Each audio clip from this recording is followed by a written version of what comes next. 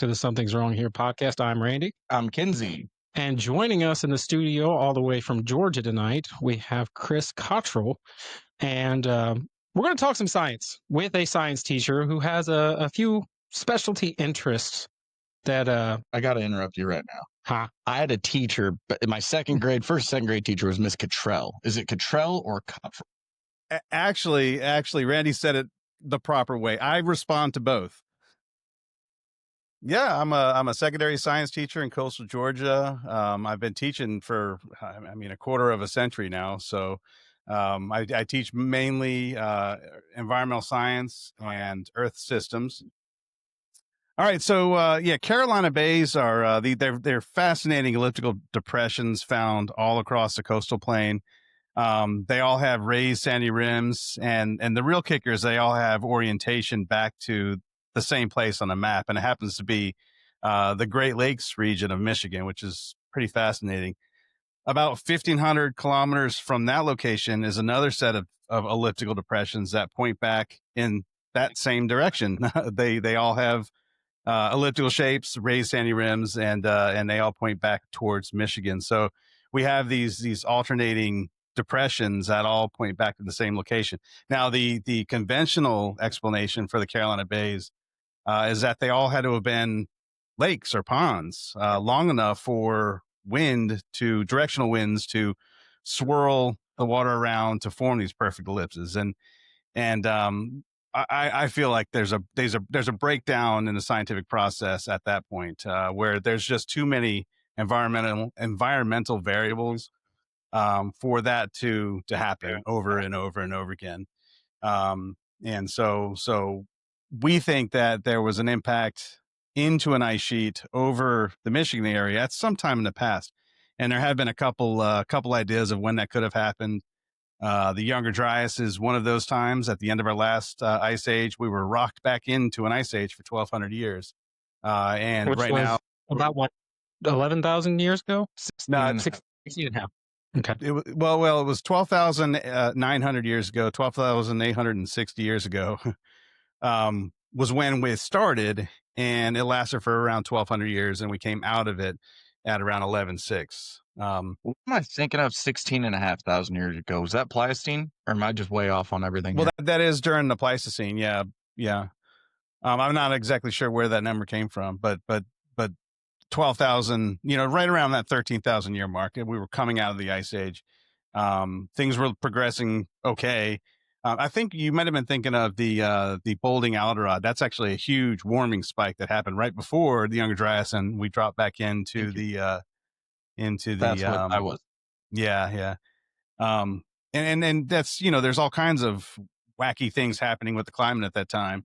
And there are some people that think that that's, well, the Comet Research Group has been doing a lot of good research, a lot of good work.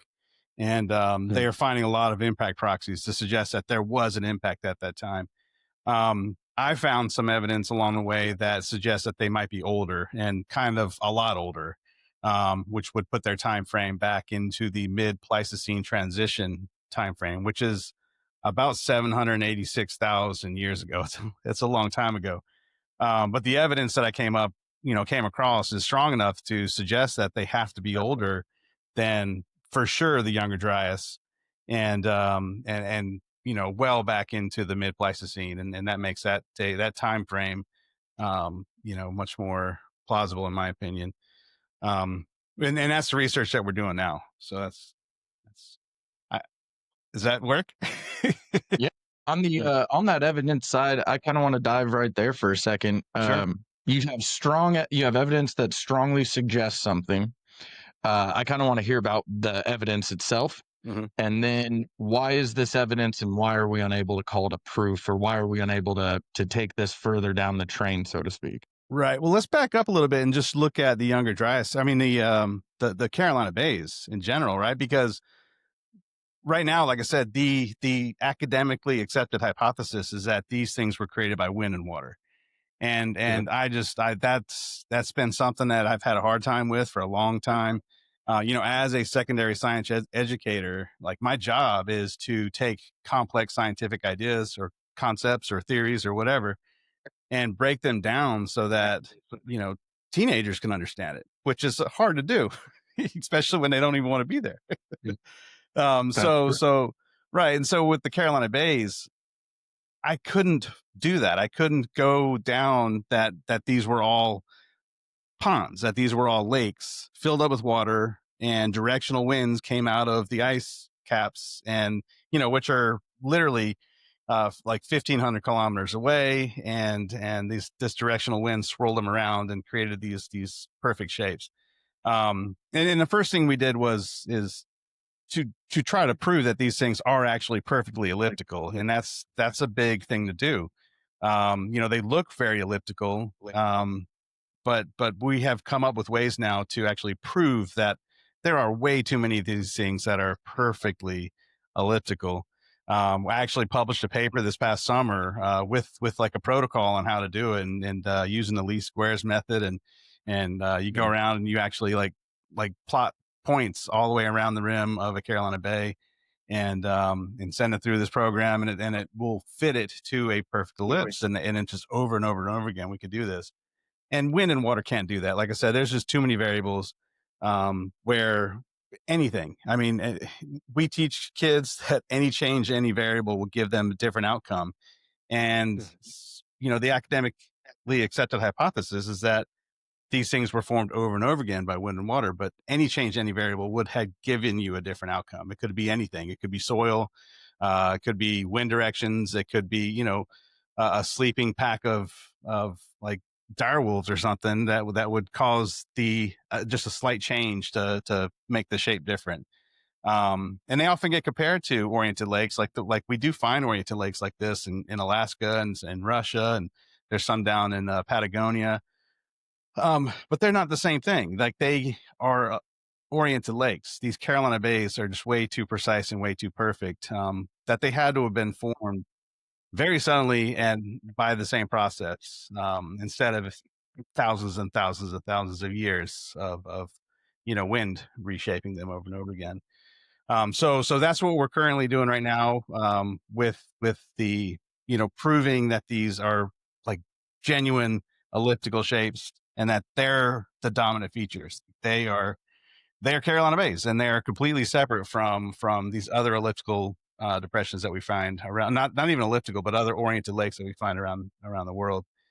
Now again, then it comes to the timeline, right? And that's a big part of it that gives a lot of people with a lot of opinions to step forward. And what was your question about, to start it off? So I want to hear about your evidence, because I Right. think you're going to tie into the Younger Dryas thought process here. And I mean, impacts is obviously where my brain immediately goes. Right, And right. I kind of want to hear about your thought process, evidence, because I'm assuming that it ties in with LiDAR and everything else. But my real struggle is, how do you, my real question at the end of that whole thought process is, how do you take this to where it's no longer evidence and it's proof? Or you have what we would call a peer review. People are accepting the Chris Cottrell thought process now, rather than this wind and water and the Ardmady pirates. Yeah. And that's, I mean, it just takes scientific consensus, and right now we're far from it. And it's really kind of frustrating, because it seems like this is like a no-brainer. Like we look at these things and it's like, of course they're created by an impact. They are secondary ejecta, that they're the patterns.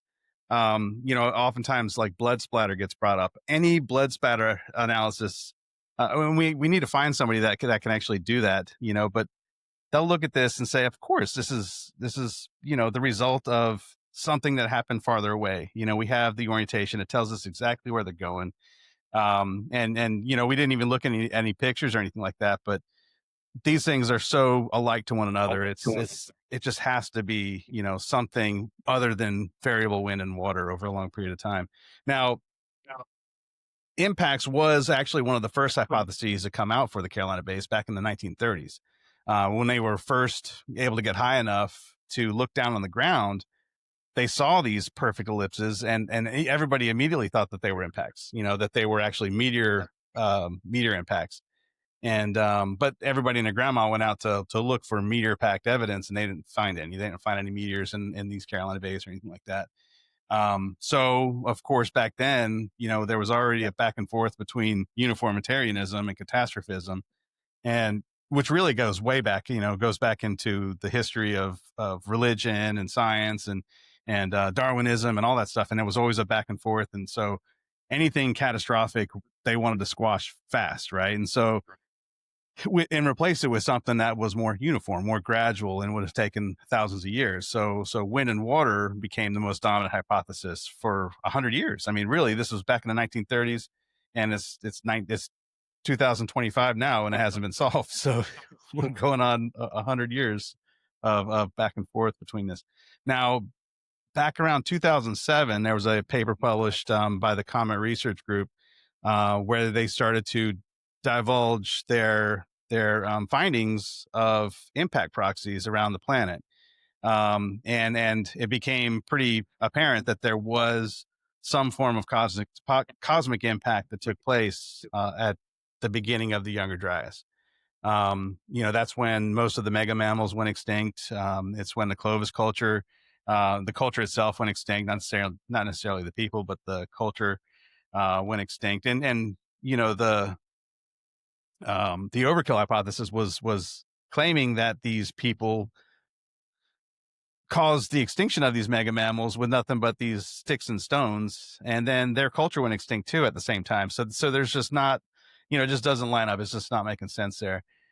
And then these guys started to find lots of proxy evidence. They started to find micro diamonds. They started to find microspherules of carbon, and one of the more recent, they started finding shock fractured quartz and platinum, and they're not just finding it one or two places; they're finding it all over the world. It's pretty incredible the amount of evidence that they're actually coming up, and still to this day, that's not an accepted hypothesis either.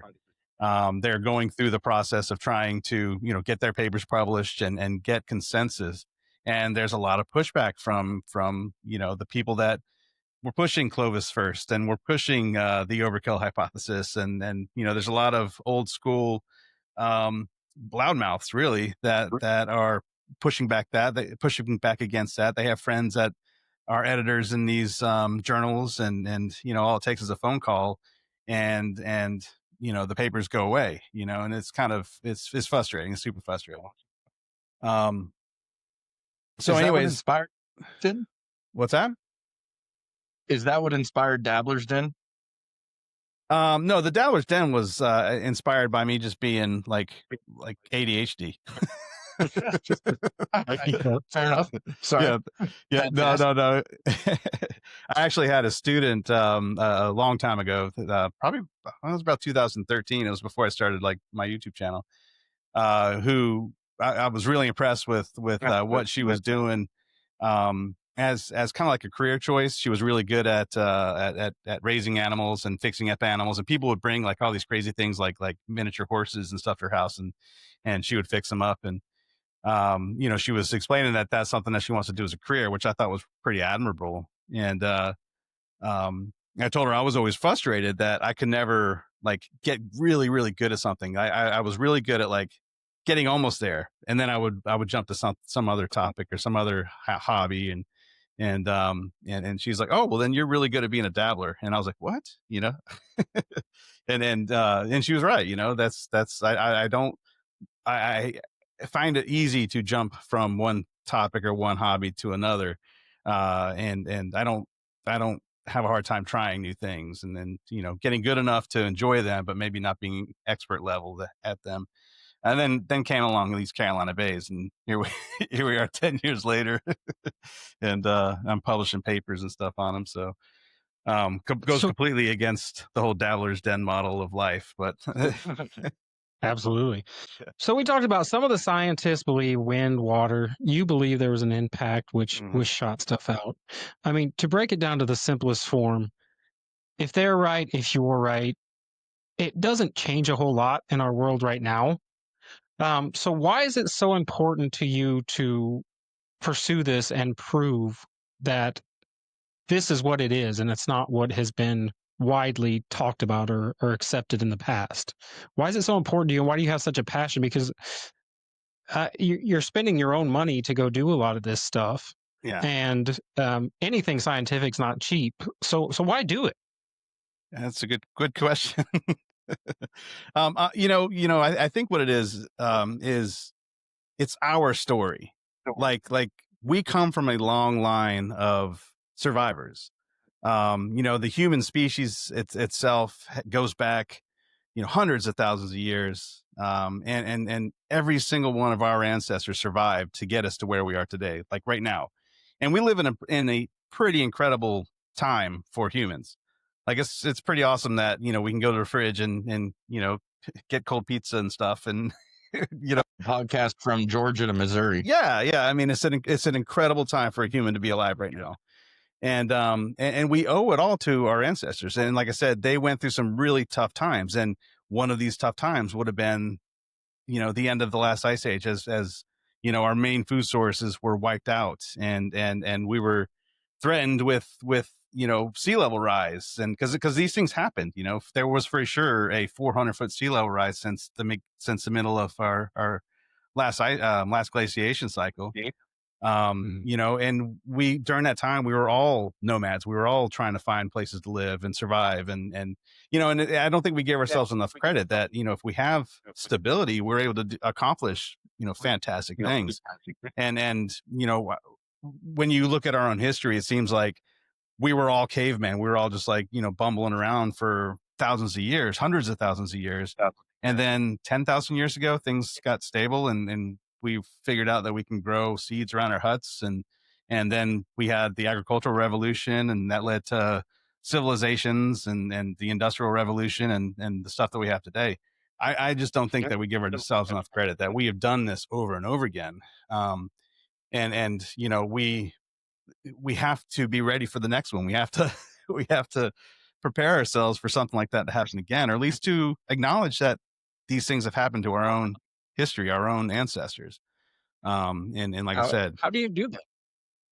How do you prepare for something when we don't know?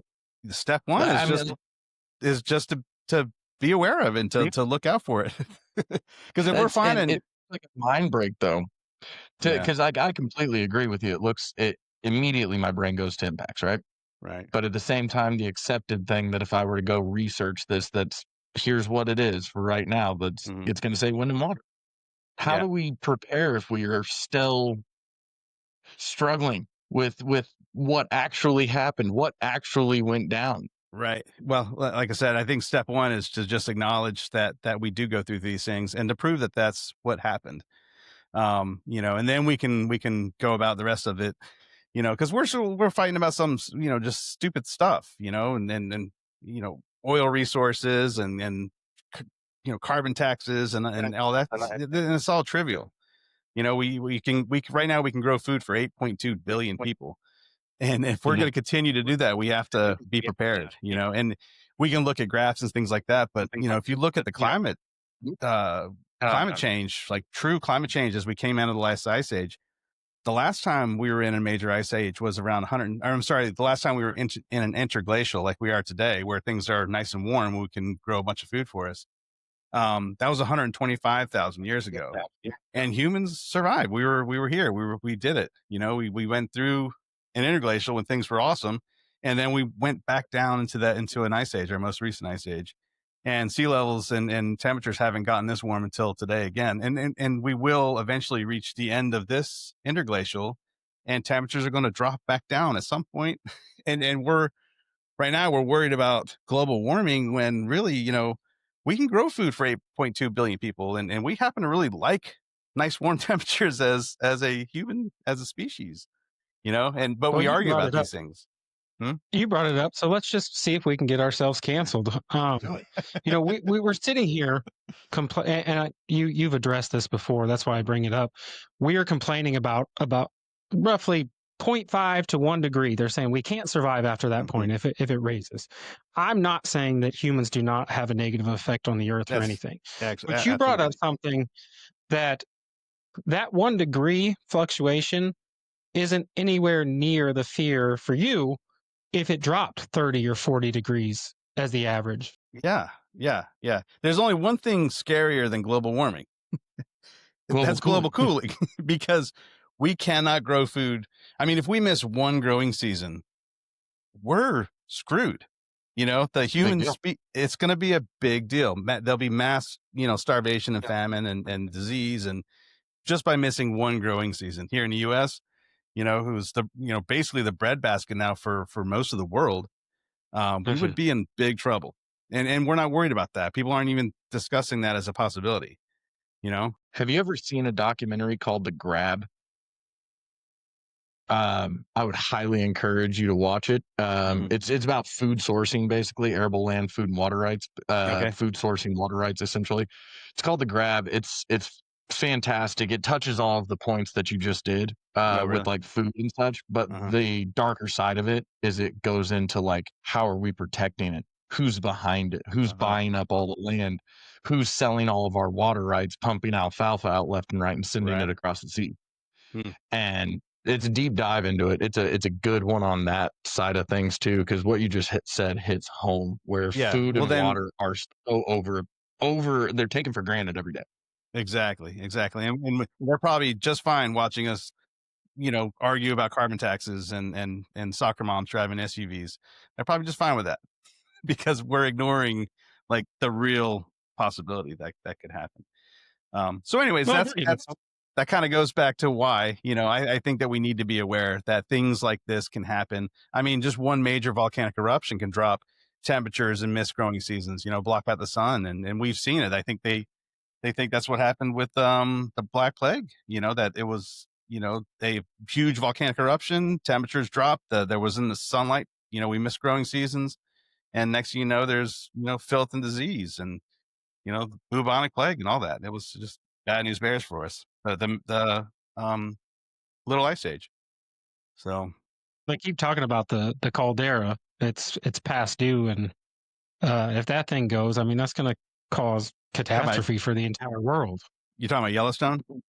Yeah. I was just there this summer. I felt safe for the time being. I think we got a couple years out of that. We were there like 2 weeks before that the fire broke out when it kicked out a little burned like the walkway or whatever out there. Yeah. So I didn't see anything like that happen, but apparently it happened. Yeah. So, with that being said, though, do you think, I mean, the Earth has been resilient. We're talking about what's wrong with Earth. It's been here long before we were. It's gone through these changes. You've had eruptions that you mentioned, asteroids. Things have always changed, and the Earth has always bounced back. It seems to be that, we're fighting for our survival, because once we're gone, the Earth is still going to be here, and it's going to take everything back, reclaim it. It's really good at healing itself and continuing to go on. So do you think that if something were to happen like that, we would experience mass extinction ourselves, or would we be back to the tribal nomads traveling around trying to find food, just a couple hundred people here and there? So, the Earth is going to be just fine. Like the planet itself will be fine. It will recover. 99% of all species that have ever existed on this planet have gone extinct. And we're not special. Like the only thing that makes us special are these brains and these thumbs. And that barely makes us like more special than the organisms that are here with us right now. Barely, and the Earth doesn't care. The Earth does not care. I actually, like I said, I teach Earth systems, and I spent about 2 weeks talking about how the Earth formed. And then the whole rest of the course is how the Earth is trying to destroy us. we literally, that's true. I know.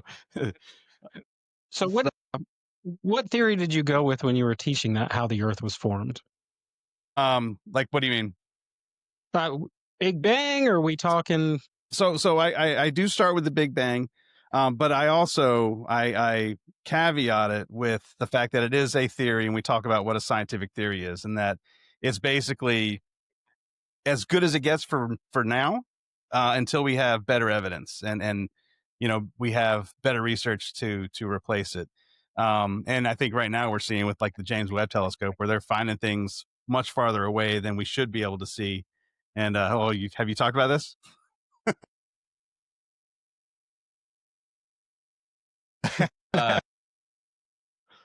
Yeah, I haven't. I have not seen. I've seen about it, but I have not been able to look at it myself yet.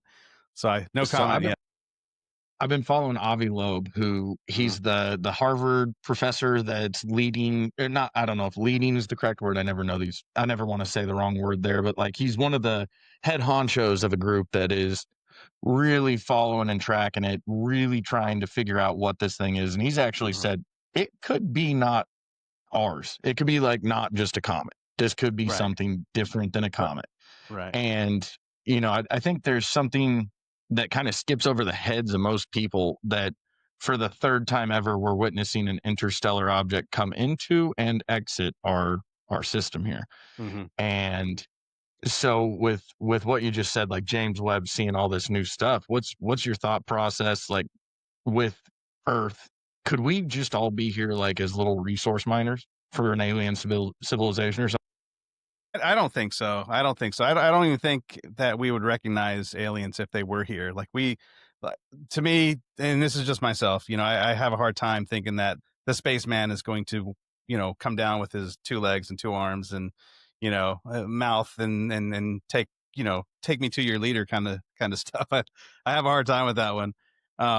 Not like the time traveling humans from the future, so to speak. I've heard that, and I would be more on board with that than, like I said, space creatures. Now, I will say that I've had a lot of good conversations with Chandra Wickramasinghe, who's like the original panspermist. He actually defined the term. Him and Fred Hoyle, he has actually said that we could be part of a plan, and the plan is spread through DNA, like prokaryotic DNA, bacteria, and viruses and things like that, and they're out in space, they're out, and they just need a place to grow and divide, just like if you have, I explain it like, how we have bacteria all over us, and they're just waiting for their chance to flourish. And all that has to happen is we get a cut on our arm or something like that, and you don't clean it out good enough, and all of a sudden they have everything they need to, grow and divide, and they start to fester, and they become an infection really quick. We're a planet where, that bacterial DNA can flourish, and give it about 4.5 billion years, and here we are. I think that I don't know if, like I said, I personally feel like it would be completely different someplace else. It wouldn't have gone through the same evolutionary paths that we have taken to end up with these brains and these thumbs. A lot of things had to line up just right for that to happen, and they would have happened differently in other places. But who am I? It could be anything. As a just 2 people shooting the shit here for a second, shooting the poop here, sorry if you show your students, what are your thoughts on life outside of Earth? I gotta know, just generically speaking, what are your thoughts on life outside of Earth? No, I do think that we're going to find life outside of Earth. And then, like I said, talking with guys like Chandra Wickramasinghe,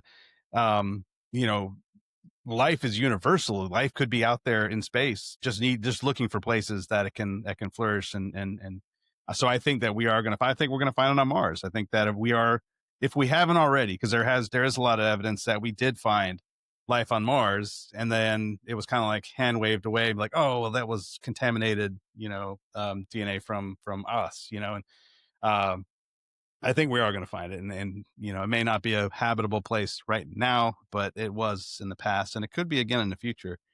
So I do think we're going to find life. But like I said, life as we are, I think that's a little harder to grasp personally. I can respect that. Yeah, definitely. I mean, we have, what is it? There's more suns than there is grains of sand on all the beaches on Earth. And it's impossible to fathom that number. But to think that we are the only ones that exist, or we may be the only humans that exist, but there has to be something else out there somewhere. Yeah. And, things like the James Webb is showing us new places and new stuff all the time. So I'm curious to see what they come up with in the future, and I know technology is just going to keep getting better and better. But speaking of technology, one thing you've talked about a lot is the lidar. I mean, how much is lidar contributing to science these days? It's like putting on bifocals for the first time. I mean, you have a hard time seeing things like these Carolina Bays until you have something like lidar. And we didn't always have lidar. Like I said, back in the 1930s, we were literally taking pictures from airplanes, taking them back to a lab, and then pasting them, gluing them together to make a mosaic so that people can see it. And that had people running into all these different Carolina Bays looking for meteorites. And they, like I said, they didn't find any, but now we have access. We have access to Google Earth, so we have satellite imagery coming, right from our computers and our cell phones now. And that opened it up. And then not long after that, we started to scan the ground with lidar technology, where basically they're shooting lasers, straight at the ground, and we're able to take away all of the distractions, and you're able to get a good quality image of what the ground actually looks like. And then when you look at these Carolina Bays, when you look at any of the stretches of the coastal plain, all of a sudden it just makes it pop out. And absolutely, these things are elliptical. They're oriented, and there's a lot of them. There are a lot of them. Now, there's not as many as it says on Wikipedia, which is pretty interesting. Wikipedia is pretty crappy. Well, say it ain't. You keep touching on this elliptical shape. In nature, how often do you find in multiple areas these almost perfect mathematical shapes? Not very often. I'm just talking about Carolina Bays. I'm talking just any shape in nature that is usually a mathematical perfect shape. Right. Well, when I first went to a Carolina Bay, I was part of a geology field trip in college, and I thought it was circular. And where I went to school in very extreme South Georgia, I mean, literally like right across the border from Florida, we have lots of sinkholes, and sometimes you do get a perfectly circular sinkhole. At least, it appears perfectly circular from above, and people are crazy about them. There's like they come up with all kinds of names like Silver Dollar Lake, or and if there's two of them side by side, that's like bananas. This is what they call Twin Lakes.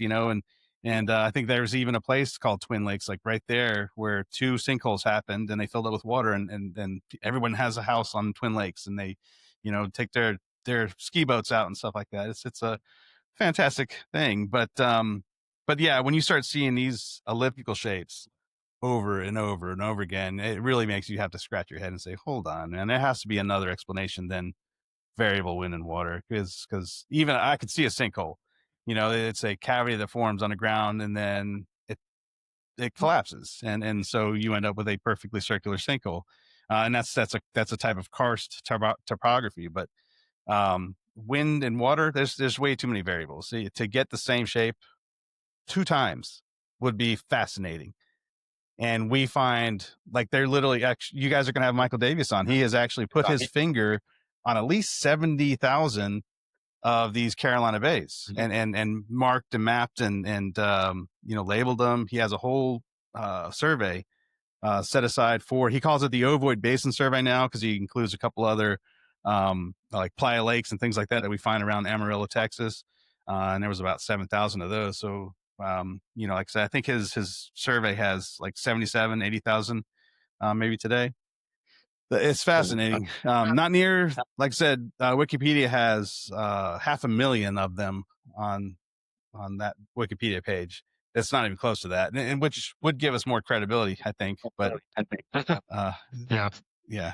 But one thing we've touched on that you have not explained, though, about these ellipticals is, you said you believe it was from some sort of impact, but they've gone out and they've dug in these ellipticals and found no matter or material. So how did they get there?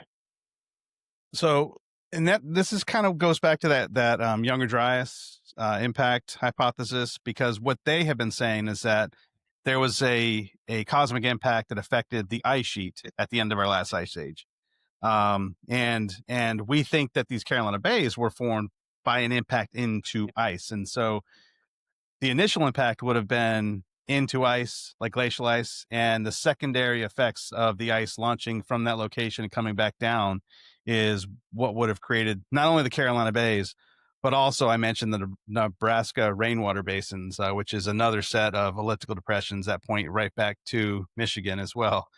Now, through the Younger Dryas, like through the Comet Research Group's work, they're finding a lot of good evidence, but they're not think they right now don't think that it was a single impact. And for Carolina Bays to have formed, it would have had to have been a single impact into the Michigan area, into the Great Lakes area, to create the Carolina Bays, to create the secondary effects to come crashing back down. And that's where like a big problem comes in with trying to link the Carolina Bays to the Younger Dryas, because they think that this was kind of like an out of control meteor shower.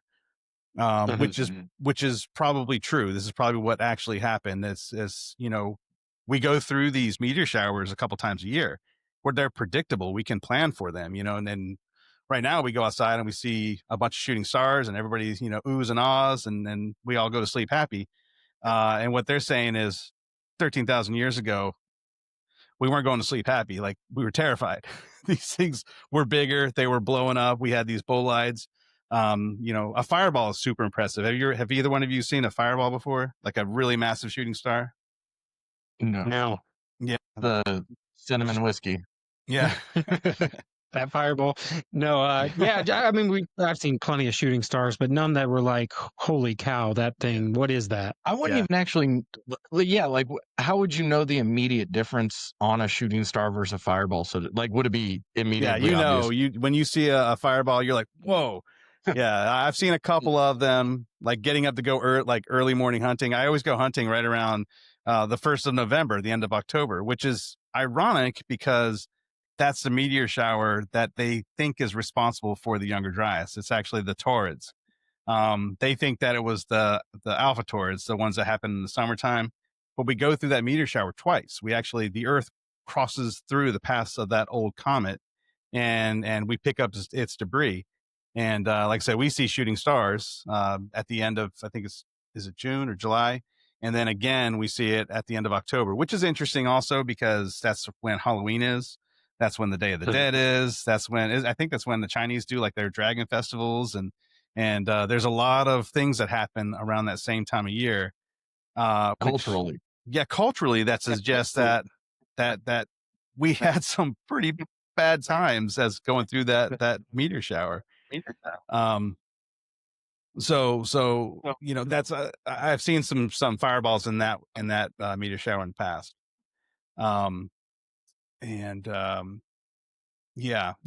So they think that that's what happened 13,000 years ago. So we had like really massive fireballs, and some of these that were coming down and exploding over the ground, which we haven't seen really a really serious bowl like that since it's like 1908, the Tunguska event in Russia.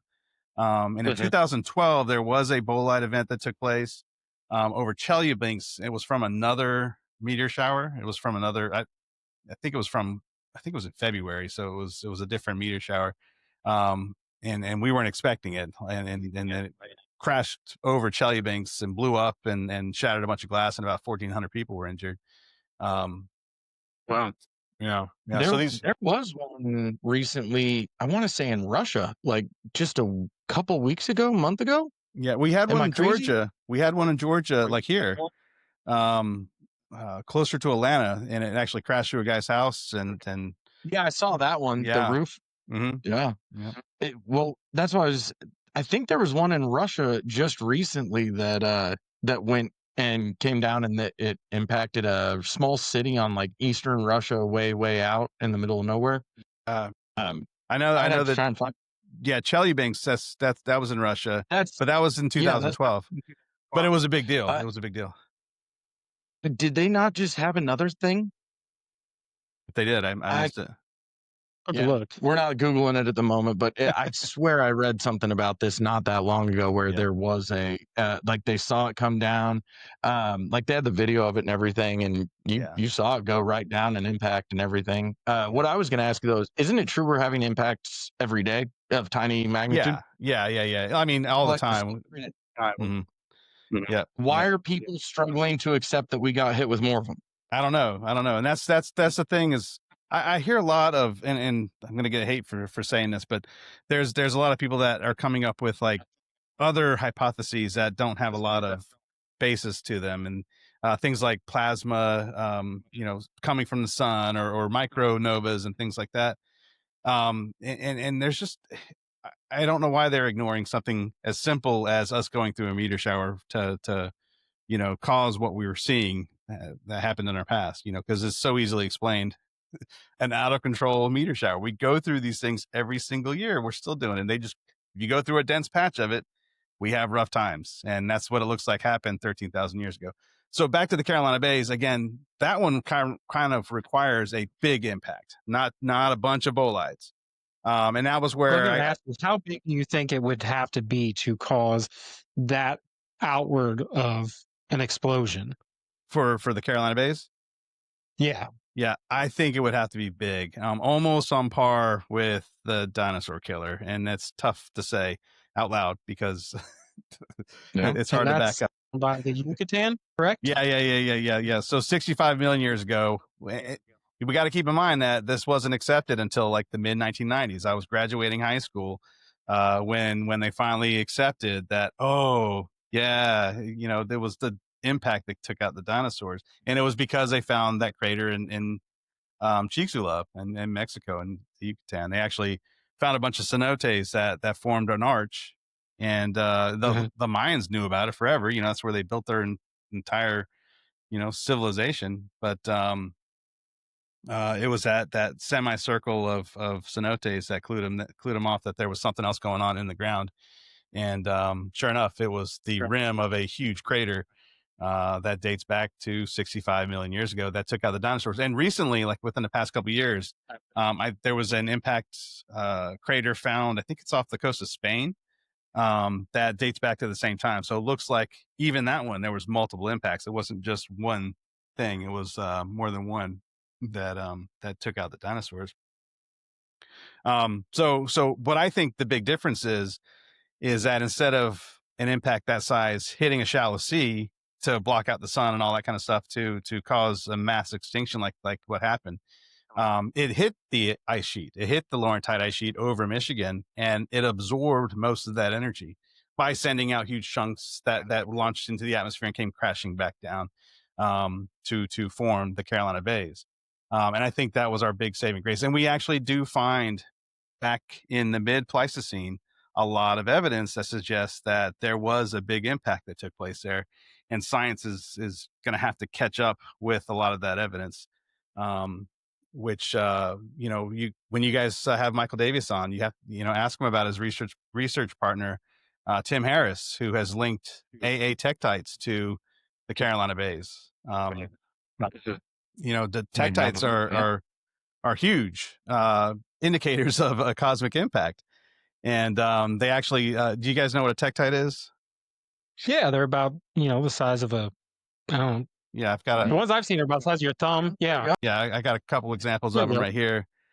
These are two tektites that I got from Hal Povenmire, who is like Mr. Tektite. And like plain English, make it simple. It's basically glass, correct? Yeah, it's earth glass that came from an impact. It looks kind of like a meteor. You could probably, I don't know if you had some focus. You can see it's all. Yeah, we can see it. It's all pot marked and it almost looks knurled, like a knurling on steel or something. Yeah. Right. Yeah. And that was because as it was solidifying, it was coming into the atmosphere. Very similar to a shooting star, a meteorite, meteor before it's found on the ground, then we call it a meteorite. But yeah, it's an earth formed tektite after an impact, and we find them all over we find them all over Australia, Asia. They're peppered across the oceans down there, and these probably came from Michigan. We find them in Asia and Australia, but they probably came from Michigan. And like I said, Michael Davis's research partner, Tim Harris, he used to work for Boeing and Lockheed Martin. And they use ballistic equations to track where these tektites came from, and they track right back to the Michigan area. And they also have a very similar chemical composition to the sandstones in Michigan, which is pretty interesting. Okay. Yeah. Are you going to be able to prove this in our lifetime? I Your hope lifetime? so. We'll see. I really am still just struggling with that, like this lack of, or I guess the incredible amount of ignorance is what I feel it is. But I'm just going off of what I see people like you and all of these other intelligent people saying this is not wind and water. Right. Yeah, I hope so. I know I see guys like Michael Davies who has spent countless hours, like coming up with a survey and providing LiDAR for all of us to be able to use, free. He doesn't charge anybody. He makes it available for everybody, and he doesn't even care. Like when you guys talk to him, he gets really irritated that the Carolina Bays get brought up in the same conversation as the Younger Dryas over and over and over again, because he's been screaming from the top of a mountain that Carolina Bays are much older. He's the one who's been saying that these things are mid-Pleistocene in age. And now he doesn't think they formed the same way I do. He thinks that they formed as a cavitated ejective regolith blanket, where basically there was an impact into he does think there was an impact. But it was a matrix of glacial meltwater and sand that came washing over, the North American continent, and it was bubbles that popped that formed Carolina Bays. I think that the Carolina Bays are too elliptically perfect to be the result of bubbles popping. I think that we would get different shapes from that happening. We actually think that they're conic sections, that they are from the result of ice chunks hitting the ground and creating that shape. He doesn't think that. And like I said, but it gets brought up with the Younger Dryas all the time, and he gets so irritated. That's fair. Yeah. Thanks for the tip. I'll at least know that much. Right. So, so with your theory, if it was ice that was ejected, that would explain why we're not finding any types of, the platinum that comes with meteorites and that kind of thing. Ice melts, disappears, turns to water. That's the perfect murder weapon. That's right. Yeah, you I do that, man. You owe me a Coke. I mean, I guess so. I'm gonna get you something better than a Coke. I'll get you a beer or something. Yeah, I have seen many crime shows and stuff where, obviously fake ones, where they use icicles or whatever as a murder weapon, and there's nothing left. Yeah. So it would explain a lot of that, and like you said, the ellipticals, they're all pointing to the same direction, correct? Yeah, they all point back to Michigan. And in fact, if you look up the Michigan Basin, that's kind of where they all point to. They all point to that location of the Michigan Basin, and the bedrock geology of Michigan, like the actual like mitten of Michigan, is a perfect ring shaped. It looks like a bullseye. I mean, just like a bullseye. and that's where literally all of those Carolina Bays, the Nebraska rainwater basins are pointed back in that direction, saying that's where you guys need to be looking for this impact. And people are just ignoring it. They're just not even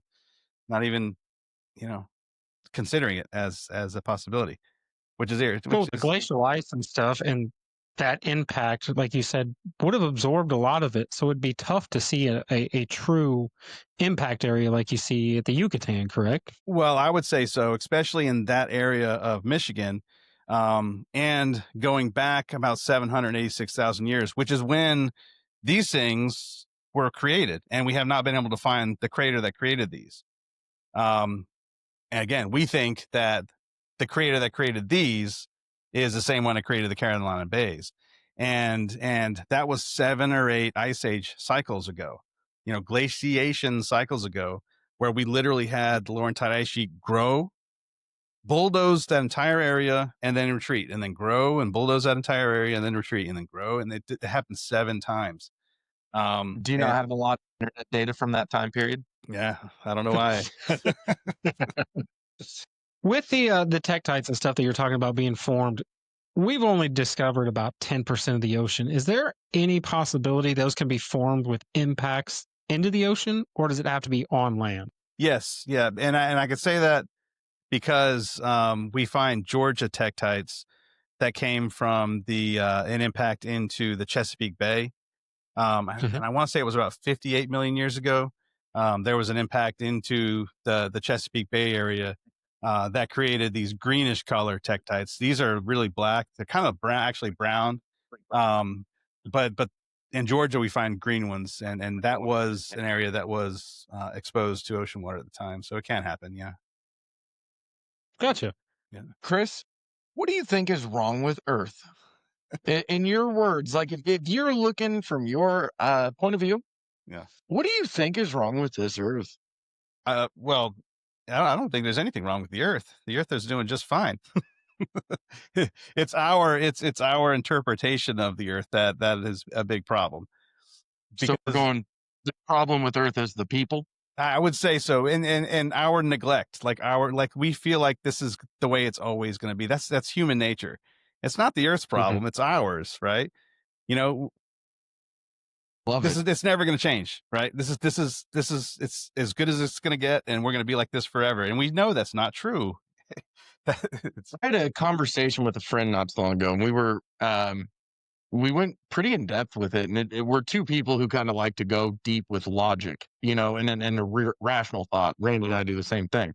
Right. But we were talking about the thought exercise. What would happen if humans did not exist? If this Earth were only the species that we know about, but humans non-existent? Ignorant animals running around, nature doing its course. No, you know, there's no climate change to be spoken of because the animals are producing too much of this or that or doing this or that. It's just the natural cause of what's going on. I mean, are we the problem? That's a difficult one because we're also oftentimes the solution. Right. You know, we definitely, you know, through our use of resources and habitat destruction and all that's a big problem. But at the same time, if you know, we go away, you know, succession happens really quickly and it goes right back to its natural state. You know, but there have been, you know, a number of species where if we hadn't stepped in, they would have gone extinct. They had big problems. So it's kind of give and take, but we just do need to be able to recognize, you know, when we are causing more harm than good, really. And we are, you know, through our over pollution and collecting of resources and things like that. I think we're causing more harm than good. But like I said, you know, what do we do? So I'll ask you, if there's nothing wrong with Earth and we agree on that, what would you, or nothing wrong with the Earth, if you will, what's wrong on Earth? I don't know. I guess I'm sticking with geographical thought process here too, rather than just diving down all the tedious bullshit problems. But the thought process of, you know, geographically, I reference like a Graham Hancock, and then you have a Flint Dibble, and I'll listen to them both. Right. But you got two brilliant minds. You've got Michael Davies. Who am I supposed to listen to? Like, at this point, what do we do? Well, what you guys are doing right now, you know, you provide the platform and then, you know, make up your own minds. I mean, that's all we can do. You know, that's all we can do. You know, and like we said before we even started this podcast, you know, everyone has an opinion. You know, just read the comment sections after this goes out and everyone's going to have their own opinion, you know, and, you know, I can only try to persuade so far until I'm just like, okay, you believe what you want. It doesn't bother me any. But we are a species now that we should be able to recognize when things could cause dramatic harm to this planet. You know, we should have good eyes on the sky. We should be able to see, you know, I think that is like one of our number one threats, you know, is that we do have something coming from outer space that just slams and just plugs right into this planet and causes mass extinctions all around. We should be able to identify that now and stop it. We should be able to find a way to make it not happen, you know, and I feel like we are at a place where we can do that, where we, you know, 20 years ago, we probably weren't. but we're getting to those places now, and we need to be able to be conscious of them and be minded enough to step out there and cause make those changes that need to happen to correct those problems that could be earth shattering. So, I think it was Bruce Willis who saved the Earth once from the asteroids. So Armageddon. I was thinking about, how cool would it be in like 30 years or so if on the 4th of July, Elon sent up and nuked a comet that was going to hit us, and all of a sudden it's like the world has fireworks tonight. Yeah, and then we get peppered with like a Younger Dryas event, and we go back into an ice age, 1,200 years. Yeah. With that though, and I don't want to sound like gloom and doom either. I don't want it to sound like we're all like alarmists and we're trying to, like get everybody out there and the world's going to end. The world's going to end with our pickets and but at the same time, I feel like we need to be more cautious and aware of our surroundings in space, because we are part of a, galactic solar system and we have to be aware of these things. But go ahead. I'm sorry. No, you're good. A lot of scientists believe that I believe that the magic number is about 10 billion of sustainability on the Earth. Do you have any idea what that number would look like when we enter an ice age? Obviously, you said there's going to be death, destruction, disease, because we just can't provide enough food. That's going to be the big problem. Do you think an ice age would be like a mass extinction, or would it just be we would adapt and overcome in ways? Hopefully, like I said, hopefully we're at a place now where we can prepare. We have the resources now to actually do pretty well throughout the next ice age. We actually we're using our resources. We're finding ways to grow food in greenhouses, and we're actually piping in CO2 in these greenhouses, and we're able to grow and produce a lot of food that way. We're even finding like hybrid seeds to produce more yield with less resources, and so we're taking steps in that direction, which is kind of we're doing it anyways because we have to feed 8.2 billion people. And the question is, are we able to feed 8.2 billion people with a cooling climate over the next 1,000 years or so?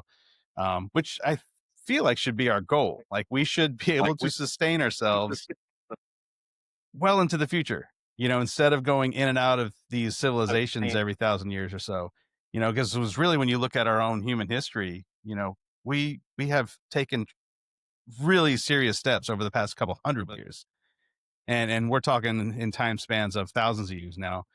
And I feel like we're in a place where we should be able to sustain what we have today. At least here. I have to assume Monsanto and Cargill are working on like a negative 200 degrees Celsius seed somewhere. And let's hope. Pouring in the ice, babe. Yeah, they'll keep it in their seed banks, which are up in Greenland, which is going to be the first place that's going to glaciate over when temperatures start dropping. Yeah. Do you think overpopulation is a problem when it comes to the temperature dropping? I mean, I know everybody's up in arms about it's getting too hot, and your fear is that it's going to get too cold. Do we really need to cut back that population before that event happens? So here's the thing with population, and I do teach about this in my class. The world population is really, like I said, there's 8.2 billion people, but when you look at where those people live, like almost confined area, and almost all of them, India and China are two population. I mean, there's so many people that live in those confined, and those are the places that are going to suffer first and the hardest, I think.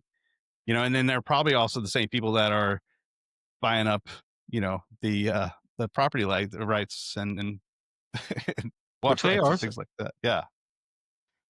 But go ahead. I was going to say there was a guest on Danny Jones, and I know that, again, back to the history of where I originally found you was there, and one of the guests that he had is a Chinese defector named Lei. I haven't seen that one yet. Yeah. It's worth it. Hit it. That said, though, she claims and goes through that China is like wildly lying about their population. They're saying it's less than what it It's really is. way less than what they're claiming. Oh, way less. Way less than what they're claiming. And they're saying that if you start to do math just on the one child policy that they enacted and everything else, the math just doesn't work. You can't possibly get there. And they're doing it as a inflammatory number for force, for show of force. Yeah. And so that's something that I recently watched, and it was like, oh, I know, because I thought the same thing that you guys were saying. India, China, very densely, I know India is also very populated, and I believe that one is probably more accurate along its lines. But China, I thought the same. I thought it was exactly that. And most recently, I just heard from someone who's from China saying, nope, they're lying about it.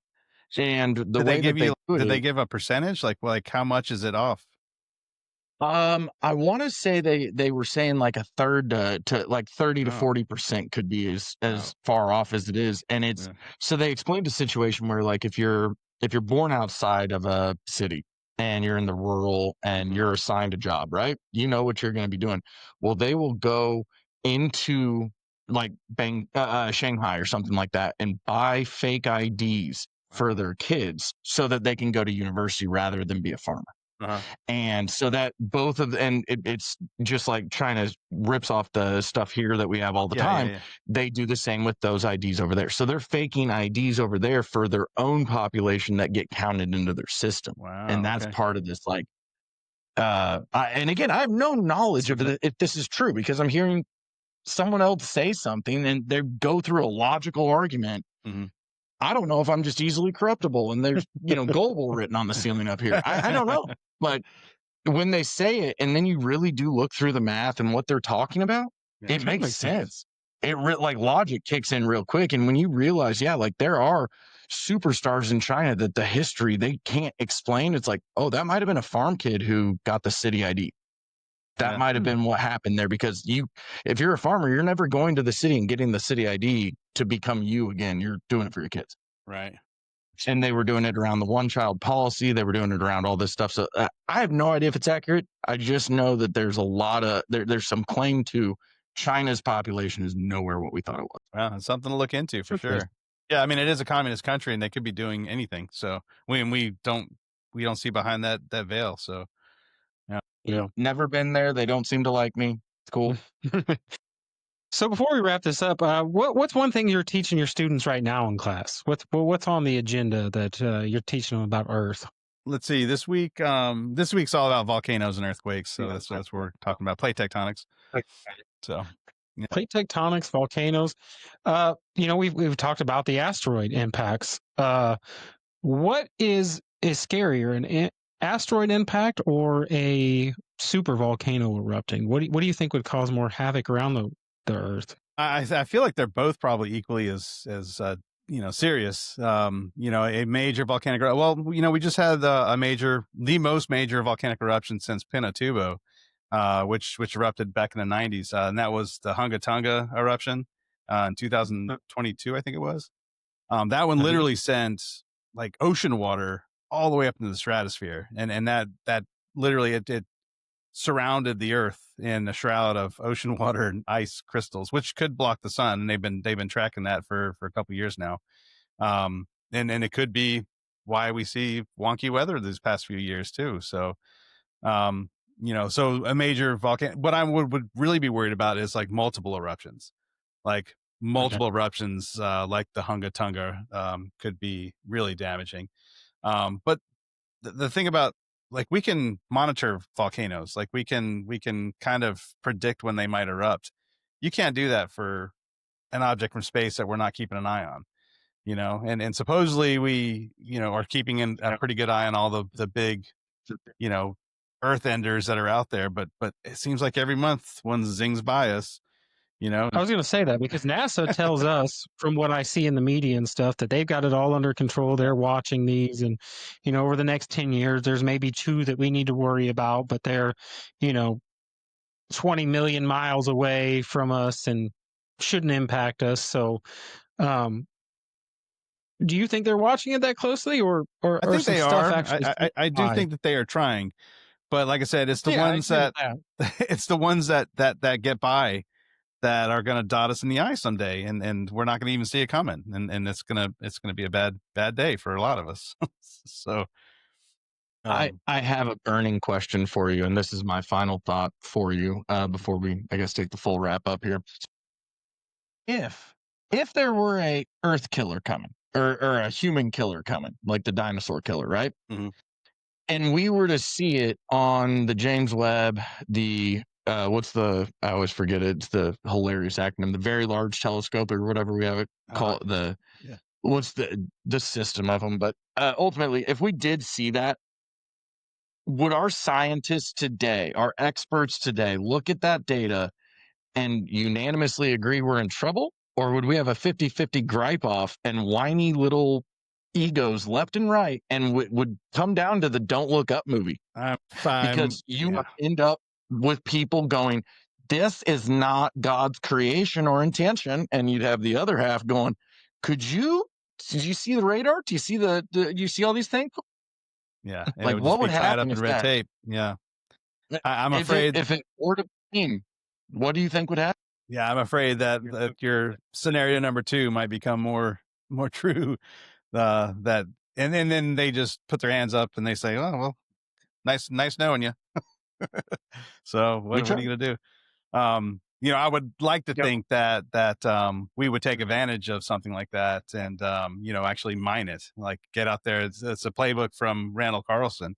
There's so many rare Earth resources on a comet or an asteroid that we could mine this thing and then just ride it out as it goes around the Earth every so often, and get what we need out of it, and actually make good use of it instead of watching it smash into our planet. Because that though is there's no money in that. Then you there would be money in that. Right? You deplete the price of it all, and then they can't charge top dollar. That's true. Because now you have a supply of it. So I love the idea, but I just don't think it would happen, because once you have a finite amount of something, I don't know. You can charge a lot of money for it. De Beers is still doing it. Yeah. I think the only question I have is, with your theory with the Carolina Bays, do you see more and more people each day, week, kind of hopping on this idea and thinking, there's something to this? Or are you getting more pushback than you are acceptance? So right now I'm getting a lot of pushback, but it's coming from people that should know better. My main pushback is right. My main pushback is actually coming from the Comet Research Group, and it's because people have been tying the two things together for so long. They've literally been tying the Carolina Bays to the Younger Dryas, and it kind of muddies the water. I have been trying to remove them from that story, and I feel like if we're able to do that successfully, it actually helps strengthen both of these hypotheses, both of the hypotheses. But I'm getting pushback from the Comet Research Group community where I'm trying to help them. So that's frustrating. That's frustrating that the people that should know better, that are literally pushing for impact science, aren't getting on board with the evidence that I'm presenting for the Carolina Bays being a mid-Pleistocene impact versus a Younger Dryas age impact. So, and we didn't even get into like my main evidence is actually shoreline data. The shorelines. The last time sea levels. Go ahead. Yeah, the last time sea levels rose was 125,000 years ago, and we find Carolina Bays fully formed, truncated by that shoreline, which means that they have to be older. They have to be older than the Younger Dryas. And I think we see evidence of the last time, or the time before that, when sea levels were higher than they were even 125,000 years ago, and that was 400,000 years. So that would mean that they would have to be older than that, and so that pushes that way back into the mid-Pleistocene. And those shorelines exist, and they're well dated. And if those shorelines can exist, then so can the Carolina Bays. And so they can go way back into the mid-Pleistocene. I do think that that's where we're going to eventually find them. There's all kinds of evidence that suggests that that's when they were formed. There's mass extinction events that took place there. That was the last time we went through a major pole reversal. Right now we're worried about the poles shifting because they're wobbling a little bit, but the last time we had a full reversal was 788,000 years ago, around then. And we see, changes in the Milankovitch cycles where our ice age is stretched out during that time. That's also where we see the split of Neanderthals and Homo sapiens from a common ancestor. So, and the 99% DNA bottleneck of Homo sapiens at that time. So there's a lot of things that line up to 86,000 years ago to suggest that these Carolina bays are mid-Pleistocene transition in age. So, and I hope you guys bring that up with Michael Davies, because he's the godfather for that kind of stuff. You did spark one more, if you don't mind me asking. Sure. And this is regarding that pushback that you're getting. Yeah. Are you getting pushback that is still no, you're wrong, it's wind water? Yeah. Or are you only getting pushback of, hey, it's impact, we don't know about impacts? You're still getting people saying, yes, no, it's wind water. Let me show you. And I'll explain the reason why is because the chairman of the Common Research Group is the only person that has published on Carolina bays in like the past 20 years. Like, it's the same guy, and so, and he's been pushing for wind and water as a formation process for Carolina bays. I literally this summer, we had the Common Research, we had the Cosmic Summit in June. And there was people there from the Common Research Group presenting, and I was there presenting about Carolina bays. And after, like, everything was good. And after the summit, I get a phone call from one of these guys, and he's like pissed that I'm still, bringing up the Carolina bays, because he said that they have done nothing but been a problem for the Common Research Group since the beginning. And I'm like, dude, I know, I'm trying to help you remove them. And he was angry. Like, he got mad. So it's ego that's kind of coming down to I was going to say the closed-mindedness is absurd. Yeah. Ego is a perfect word too. Right. Nobody wants to admit they're wrong, or Yep. It isn't. It's such a simple concept, and like I said, it doesn't change anything whether you're right or you're wrong. We're still going to go on living, but it does baffle me that you have laid out this presentation of why you think it is with pretty solid evidence, and theirs is no, wind, water. That's what it is. Yeah. Without, it doesn't make sense when you bring all your information and data, and you've got the lidars, the directions, the shapes. There's a lot more to it than just wind and water. And a lot of it is because I'm just some guy on YouTube, right? And so I took a step back, and I said, okay, I'm going to put this down into a language that you can understand. I'm going to write a paper, and I'm going to go through the peer review process, and I'm going to get it published in a journal. And I did. That's what I did. I literally spent the entire last year, writing a paper with Antonio Zamora, who is another big researcher in the Carolina bays, and him and I don't agree. He still wants to link them to the Younger Dryas. And that's kind of why I got that phone call, like, hey, you're still working with that guy. And that's why he was so upset. And I was like, dude, I disagree with him. I don't agree with him on the timeline anymore. I used to, but I don't anymore. And, I changed my mind. I looked at the evidence. I saw stronger evidence to suggest that they were a lot older, and I applied it. I used it, and it changed my hypothesis. And that's what scientists are supposed to do. Why aren't you doing it, guy? So.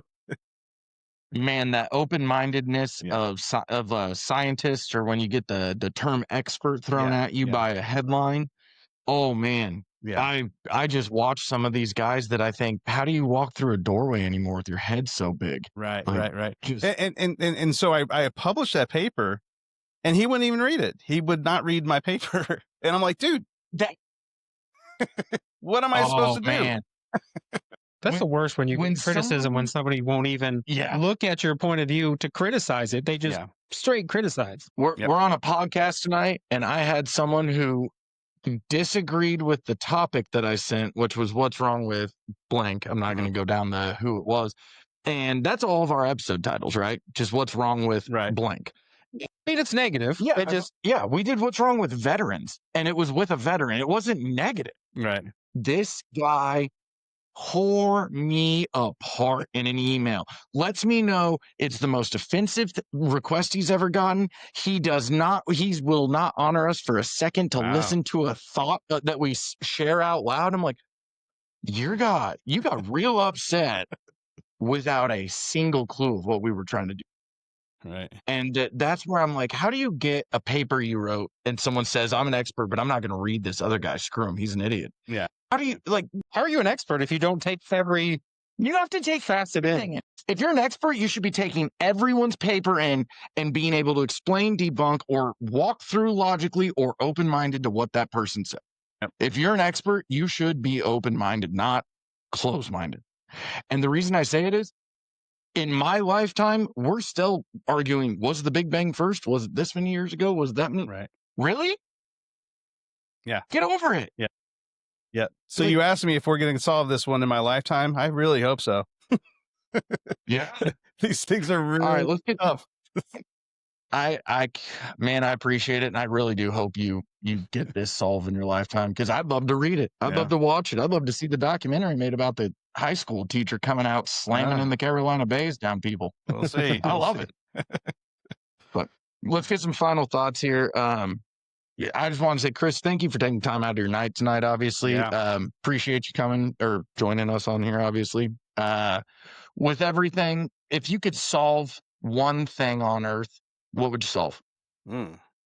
Other than the Carolina Bays. The theory to the Carolina Bays. Bays. Selfish about that one, obviously. It's not that one. If you could solve one other answer. Like I said, I think it's important for us to give ourselves credit. You know, as a human species, we have really done a good job to get us to where we are today. And you know, to see people struggle today is heartbreaking to me, to be honest with you. It's just the best it's ever been. And we need to recognize that. We need to understand that we got ourselves to this point, and we need to enjoy it instead of us fighting and going to walk off the war and things like that. I think we need to give ourselves enough credit that our ancestors survived. Like, they truly had to survive to get us here. And we're here, you know, we're in probably the best time that we're ever going to see as a species. And we need to take advantage of it. Well, I just want to say thanks for coming on. You know, I completely agree with you. It's it's one of the best times. And I think this ties into it being one of the best times along with your paper. I think if we just need to start sitting down, talking to people and discussing things with open-mindedness and be willing to look into things instead of just dismissing it. Like, I'm going to dismiss you, but I'm not going to read your paper. That is one of the craziest things I've ever heard a supposed expert say, is that I'm not going to look into other theories and just shut it down. Asinine is the word you're looking for. That is a good word, asinine. Yeah. So I just want to say, Chris, thank you for coming on here. The conversation was very interesting. And plug your channel and stuff. Yeah, go ahead. Dabbler's Den on YouTube. I have a pretty large presence on X. That's where you can find me. My YouTube channel, I haven't been posting as much stuff on that because I've been doing writing the papers and working on, writing a book and that kind of stuff. So that's kind of taking a back stage or step. But I plan on getting back to it. That's the bread and butter. That's what got the attention. So need to go back to it. What's your X handle for everyone? I'm pretty sure it's just Dabbler's Den, or Chris the Dabbler's Den. Okay. Yeah. Okay. We'll look it up and we'll make sure your link's down below. Okay. Well, Chris, thank you for coming in, and we appreciate it. And hope you have a good night, and take care. And hopefully we get to talk to you again with an update that your theory's finally been accepted. That would be great. Oh, if I can convince Davius to come in twice, would you join? I love Davius. Yeah, Michael and I, we have been friends for a long time. Be prepared for New England grit. He definitely comes with a suitcase full of it. But if you talk about fast cars, in Carolina Bays, he gets excited. So that's good. I'll have to soften him up first before the conversation. See if we can make it happen. Chris, thank you so much. Have a great night, man. All right. Thanks, guys. Wow.